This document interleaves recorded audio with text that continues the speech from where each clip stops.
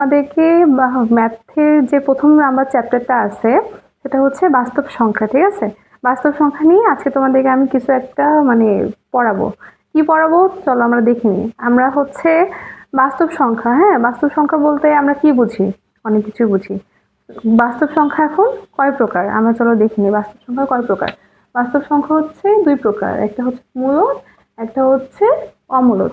ঠিক আছে, একটা হচ্ছে মূলদ, একটা হচ্ছে অমূলদ।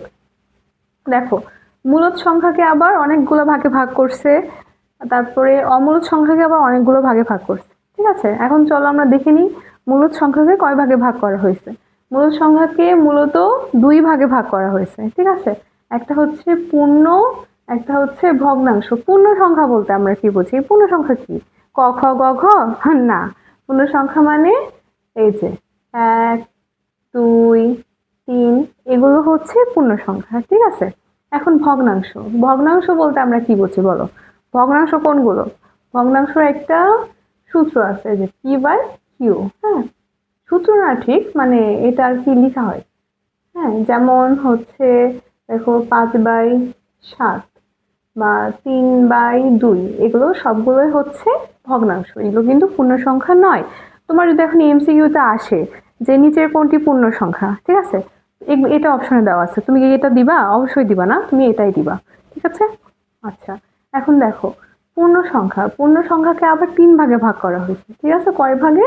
তিন ভাগে।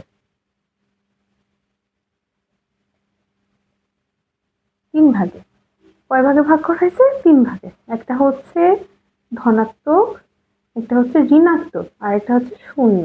শূন্যটাও কিন্তু একটা পূর্ণ সংখ্যা। ঠিক আছে, তোমরা কি জানতা এটা? বলো, শূন্যটাও হচ্ছে পূর্ণ সংখ্যা। ওকে, ধনাত্মক সংখ্যা কোনগুলো বলো তো? ধনাত্মক সংখ্যা কোনগুলো?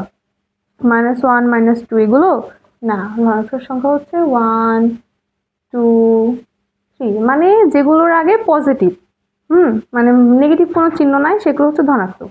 আর ঋণাত্মক কি? ধনাত্মক উল্টাটা হচ্ছে ঋণাত্মক, মানে -1, -2, -3 এগুলো হচ্ছে ঋণাত্মক। আর জিরো তো একটা পূর্ণ সংখ্যায়।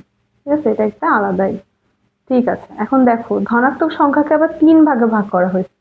ধনাত্মক সংখ্যাকে আবার তিন ভাগে ভাগ করা হয়েছে। ঠিক আছে, কি কি ভাগ বলো তো? মৌলিক। মৌলিক মানে কি? মৌলিক হচ্ছে যে সংখ্যাগুলোকে আর কখনো ভাঙা যায় না।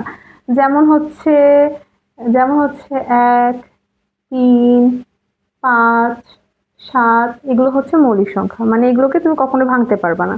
ঠিক আছে, একটা হচ্ছে অমৌলিক অমৌলিক সংখ্যা, মানে যেগুলো সংখ্যা তুমি ভাঙতে পারবা। ঠিক আছে, আর ওয়ানকে একটা আলাদাই জায়গা দেওয়া হয়েছে। ঠিক আছে, ওয়ানও কিন্তু একটা ধনাত্মক সংখ্যা।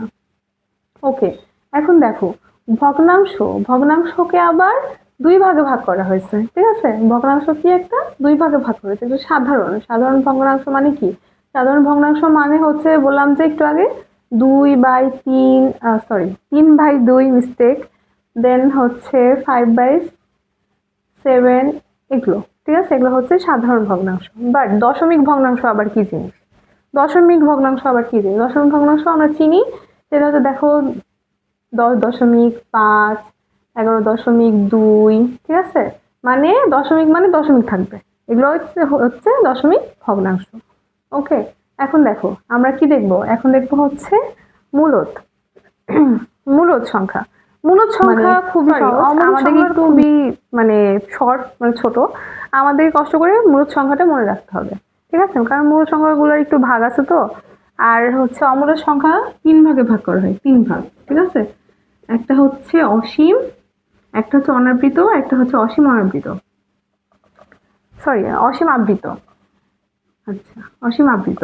দেখো হচ্ছে আমরা দেখো 10.2, 3, 4, 5, 7 দিয়ে এরকম এরকম এরকম এরকম একটা সিরিজের মতন করে চলে যাচ্ছে। ঠিক আছে, এটা কিন্তু অসীম। এই নাম্বারটাকে আমরা অসীম অনাবৃত এগুলো বলতে পারি। ঠিক আছে, তাহলে এটা হচ্ছে আমাদের ভাগ আর কি। বাস্তব সংখ্যা তাহলে কয় প্রকার? দুই প্রকার, একটা মূলদ, একটা অমূলদ। মূলদ কয় প্রকার? মূলদ দুই প্রকার, পূর্ণ ভগ্নাংশ, পূর্ণ এবং ভগ্নাংশ। পূর্ণকে আবার তিন ভাগে ভাগ করা হয়, ধনাত্মক, জিরো, ঋণাত্মক। ঋণাত্মককে আবার তিন ভাগে ভাগ করা হয়। ঠিক আছে, মৌলিক এক আর অমৌলিক। আর ভগ্নাংশকে দুই ভাগে ভাগ করা হয়, সাধারণ ভগ্নাংশ, দশমিক ভগ্নাংশ। আচ্ছা, আর হচ্ছে অমূলত কি 3 ভাগে ভাগ করা হয়েছে, অসীম, অনাবৃত এবং অসীম আবৃত। ওকে।